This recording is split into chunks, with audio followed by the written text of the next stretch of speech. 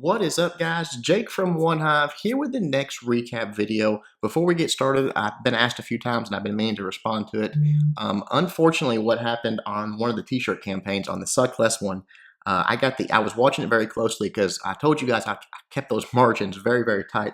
So we had sold 30 or so t-shirts, 30-something shirts, and it had just almost become what they call profitable to where they'll actually print it. I got an email saying, hey, it had tipped, it's profitable, it's going to print. But the way they work their system is we were so close on the line there that as soon as it ends and you can no longer order t-shirts, then they bill everybody. Well, apparently a couple of them didn't, the payments didn't go through, which put it back into the region of non-profitable, which means it did not print, and they would not let, I tried to pay for those guys that didn't, the payments didn't go through. I said, hey, can I just pay for that? I'll do it. Go ahead and send the shirts out. And they were like, no, everyone's already been refunded. There was nothing I could do. I tried. So it's a terrible system that they have. I'm a little bit upset at them, but I do apologize for those of you that were trying to get that Suckless t-shirt and didn't get it. I promise you I did everything I can. It just didn't happen this time. Hopefully we'll do another one in the future though, and you'll have another opportunity.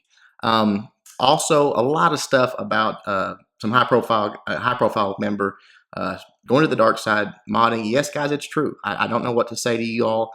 Besides, you know, it's sad, and it's just the state of the game that we're in. I've talked about it at length in different videos.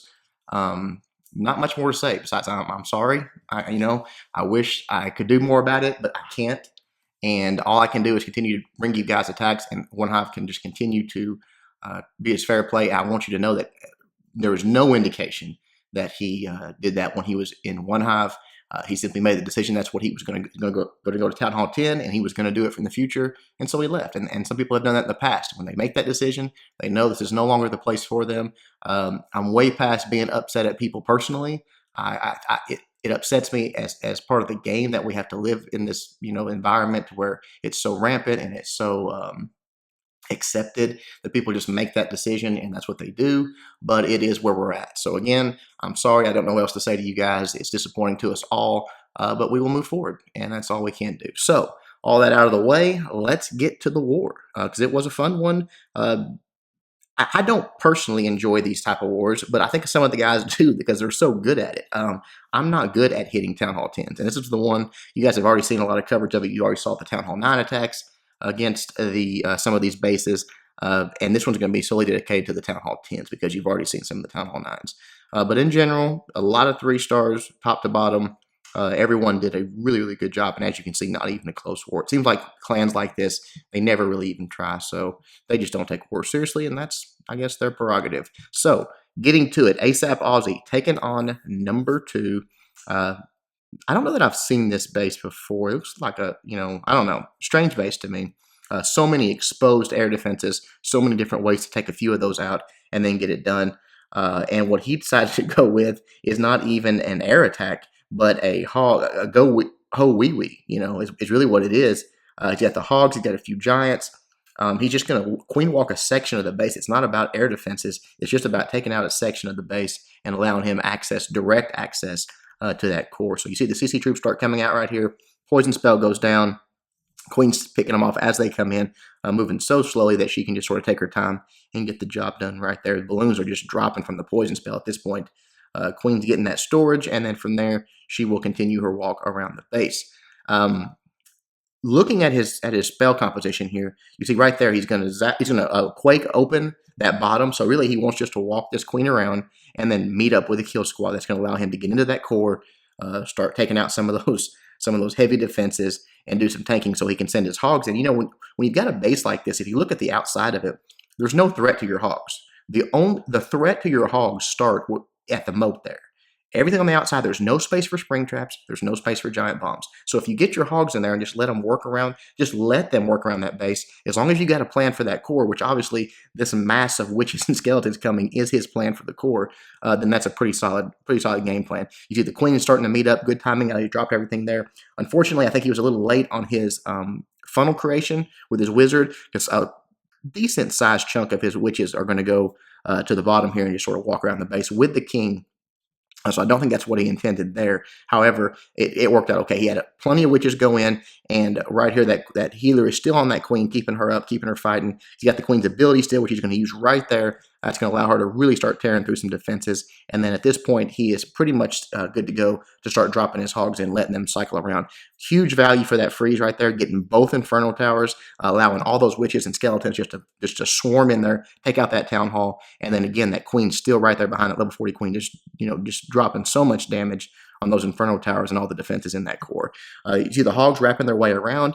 Again, just not a lot of threat for them until they get into that moat where there's a possible giant bombs, and then right there just barely reaching out in range of that Inferno tower for just a moment. Besides that, they're just sort of walking through, taking out defenses, standing in that hill. Once that Inferno tower goes down, this base is pretty much done. Did have a giant bomb go off there and take out quite a bit of his hogs, paired up with that Tesla that was sort of poking him off. But really, at this point, too little too late. Only a couple of Teslas left. The queen still has a healer on her. The king's still up, and that is that excellent attack by ASAP Aussie. Even with a few things going wrong, got the 3-star. So good job, buddy. All right, moving on. Let's actually watch Tate, who is a Town Hall 11 now, take out this Town Hall 10. Pretty fun to watch. And this is the sort of the go-to. When you've got the Warden, you've got these maxed out level 3 witches. It's just OP. You can actually 3-star Town Hall 11 bases, much less bad Town Hall 10 bases like this one. So a few golems go in, 1 out of the CC, so 4 golems, just creates a funnel, got his queen there, going to send everything in, and he wants to pair up this Warden with his witches. So drops the Warden down. He's going to start moving in just right behind those golems, giving them a little extra health as he goes. The first jump spell down, King goes down, and he wants to get into that first Inferno tower there. Drops a Zap Quake right there into that core, softening it up a little bit, and the CC troops start coming out. He drops the poison, I think, here, right there. Yep, just a second. Here come all the witches, though. Now, when they're paired with that Warden, the big thing about this is it's hard to see, but you'll catch it every once in a while. Watch the skeletons. You'll actually see them get shot, and they don't die with one shot. Whether it be an archer tower, an X-bow, a little poke, or whatever. One shot, they've got a sliver of life left. Well, that is it's so changing. It's such a butterfly effect change that they just run over things. There's no way that the defenses can keep up with those skeletons when they don't kill them in one single shot. So that Warden is really the game changer. It's not so much the skeletons and the witches at level 3. I mean, they got a little bit of a buff, but I don't think the skeletons actually received any HP boost. It was just 2 more skeletons, and the Warden is really the game changer there. So even at level 5, just makes it to where they just absolutely walk through this base. Try that without the Warden and see how far you get. It's not very far. You see the Queen still walking around. But look at that group of witches down there that hung with the Warden and just sort of walked through all of those skeletons. Right there, you can really see it right here. Watch how they get shot. See that little sliver of life on those skeletons? Of course, before the Warden, those would have been dead in one shot and they'd have been on to the next one, and the witches would not have been able to keep up. But game changer, man. It's broken and it needs a nerf. I don't know what they're going to do, because how do you nerf the whole function of the Warden? You know what I mean? His job is to buff HP. If he's not going to buff much HP, then what's the point of him? So they've got themselves in a bad spot with Town Hall 11. I don't know how they're going to get out of it. It'll be fun to watch and see, though. All right, moving on. Number 7, you guys saw Plow on Ninja Live almost get a 3-star. Well, this one went right for him, got the job done. You see it, this one does not have max air defenses, does have the maxed out Infernos, mid-level heroes. So, as far as this war went, these are actually pretty high-level heroes for that clan. Comes at it with the Queen Walk, normal stuff here. I'm surprised he went right at that sweeper, but there's not a lot of damage. That's why he could get away with that. The sweeper can really mess up your Queen Walk because it pushes those healers back and it just gives those point defense a little bit of time to take her out. But obviously here, nothing was even engaging the Queen until that sweeper was dead. So worked out perfectly for him. Just come down, let her take out a few defenses, and then continue her walk around the base. Obviously, he wants her to get that air defense, which she will. As soon as she gets done taking that out, she's going to come down, target the storage, and then grab that air defense. Looking at the spell composition, you got 1 jump, 3 rages, a freeze, and some haste. So that's just to move those balloons along, and obviously he knows he's going to have to deal with at least one of those Inferno towers, so he's got the freeze for that. Queen just does her thing, taking out this trash and defenses alike as she walks her way around the base. There was something I was going to correct on this that I said on the last one. Maybe it's an attack coming up. Hang tight on that. I think I know what it was now. Keep coming around the base here. She gets down to these point defense and that splash damage, really not having any trouble with this at all with those healers on her, keeping her up pretty well, even with that level 30 Queen there. So Plow slowly but surely catching those hero levels up. He's getting up there to true Town Hall 10 level heroes now with that level 30 Queen. takes out that storage, and then just continues around. With his extra time, you can really stretch out these queen walks and get a lot for them. You can see he's taken quite a bit of time, but he has gotten one air defense already, and clearly she's heading towards that second air defense here in just a moment. So she's going to get down there. She's going to take care of that. And then he can start the rest of his attack. He wants to get into that queen, the defending queen here. And, looking at this, I was watching it the first time and thought, okay, it's time to start the GoLaLoon attack. But you look at it, he's got golems, he's got his king. So he's not even close to done with the use of this queen and his kill squad here. Drops those golems down, wizards to create the funnel. He's going deep into the space. He's going right at it. Going for that first inferno tower and to that enemy queen right there to get her taken care of and allow him to start his GoLaLoon part of the attack. LaLoon part of the attack. Right there, the jump spell goes down. Golems are going in. They're getting in range of that multi, so they're going to start soaking up some of those streams. The king and queen going in, drops a rage for everything, keeps those healers raged, keeps everything going. He's got to get through this very quickly because there's a massive amount of damage coming his way right now. And already starting in on his lava hounds and balloons, just working. There's not much left for him to take out if you look at that. He's got the core, which is still pretty hefty, but he has that freeze, and that's important at the back end of this. But the outside of the base, not that scary, really. Lava hounds cutting across are starting to soak up a few of those streams from that multi, and then right here as his balloons get in range, he drops that rage, and then boom, here comes the freeze, and perfect. Look at the value on this freeze. Gets a Tesla, an Inferno Tower, and that X-bow, and those balloons in rage. Once they get over the top of it, by the time it thaws out, that multi is dead. Still has a haste in the bag. Beautiful attack. Absolutely smashed that base. And again, what a massive queen walk, and just took all the time in the world, but it paid off hugely getting Plow the 3-star. Good job, buddy. All right, moving along. Alpha Gill taking on their number 8. And again, GoLaLoon. Look at this, though. Zap Quake. 4 lightnings, 2 quakes, 2 haste. That's the spell composition. So she is going to try to take out an Inferno Tower and possibly even that queen as she walks near it with that setup. So pretty interesting. Going at that queen, wants to get in there and get that first air defense right there. That's going to be one. Right there come the zaps, waiting for that queen to come in. Boom. She goes down. The air defense goes down. And the Inferno Tower goes down when the quake goes. So very, very nicely. Two air defenses taken out, an Inferno taken out, and the queen already dead in this attack and has just gotten underway. So very, very nice. Continue to let this queen walk around here. Going to pick up a few more trash buildings and a few defenses as she goes. And then right here, test wall breaker, good thing. There's a giant bomb and a small bomb there. I guess they really didn't want them opening up that compartment, but Gill does anyways. And is going to get in here, I think, in range of this king, if I'm not mistaken. We'll see if it actually gets in range. The air defense now locking onto the healers, but the queen is clearly going to get to that next air defense. So this will be the 3rd air defense taken care of, and an Inferno Tower, and the queen at this point. The king's over there taking everything out. You see the lava hounds coming in, just taking for that last air defense. The balloons, just massive swarm of balloons right there up top, really coming in heavy there, allowing the queen to continue her walk around that side, get into some more defenses. And then right here, as they start to approach the last Inferno Tower, going to drop that haste and just move things along very quickly right there. You see the 2 lava hounds soaking up some of the streams, which really helps, plus the pups popping. That soaks up a few streams, allows those balloons to get in there, take it out. That Tesla right there gets taken out, and really that's the only threat left is that X-bow. It goes down, and then the only thing left can't really hurt any of his troops. Her troops. That's a 3-star. Beautiful attack by Gill. Just smashed it.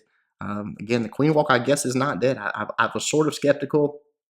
I watched some attacks. I did some stuff with it, but I guess, if you can keep it to around 4, maybe 5 healers, it's still viable. You start getting around 6 or 7 healers, and you're getting way, way diminishing returns. So be careful on that. All right, let's look at one more. Our boy Atoma, very new Town Hall 10, taken out on their number 16. Only 34-30 heroes, so definitely not, packing those 40-40s or anything like that. And taking out the space with maxed Inferno Towers, relatively under upgraded besides that. Does have the 1 maxed air defense, which is kind of strange because he's got some Town Hall 8 level air defense. So just sort of a hodgepodge of everything at this base. Just does the easy CC lure, drops the poison down, no problem there. I'm going to take out that. Actually, there's a P.E.K.K.A in there. Right here is the correction I was going to make, guys. I said that I think you can drop the poisons at the same time and they stack. Apparently, that's not correct. You do have to sort of wait, delay the second poison to get full effect. You can't drop them both at the same time. Now, there might be weak enough troops that you could still go ahead and get it, but if you have a troop like a max dragon or a max P.E.K.K.A like right there, you're going to want to delay it and let it do its thing and then drop the next one. But with the extra 30 seconds, you've got the time to do that. So don't stress about it. If it needs to be done, go ahead and do it. A couple of golems go down. The wizards create the funnel. The queen's right behind it, drops the jump spell. Clearly wanting to get in here, take out that defending queen, that inferno tower, and a couple of air defenses if he can get to them. So right there, the king's running in. He takes out the queen really quickly and then gets right in there on that inferno tower. Uses that king's ability. It goes down right there. The inferno tower is done. The enemy king comes over. I think he's actually going to go down right here. No, he takes out the attacking king. Sorry about that.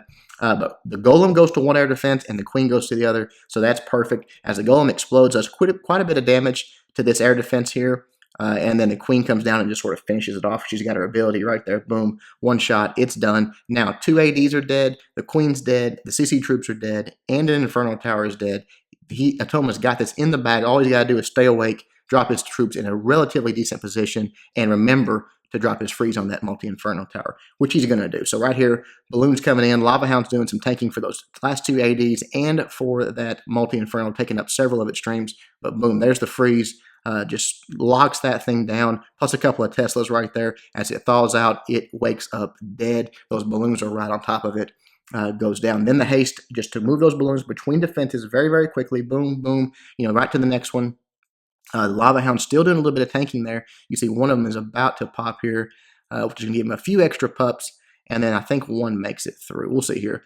Right there, that wizard tower goes down, which is really the last big threat right here.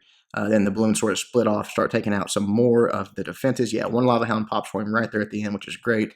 And that last air defense is, or excuse me, that last archer tower is going to be the last thing standing, but a couple balloons left. That's all he needs, plus all those pups, a few cleanup troops. Beautiful attack by Atoma. Again, early Town Hall 10s getting those 3 stars. That's promising. It really is. It's not easy to do with those level of heroes. I don't care what level defenses there are, whether there's maxed inferno towers and all of that. It is tough. So nice job to Atoma.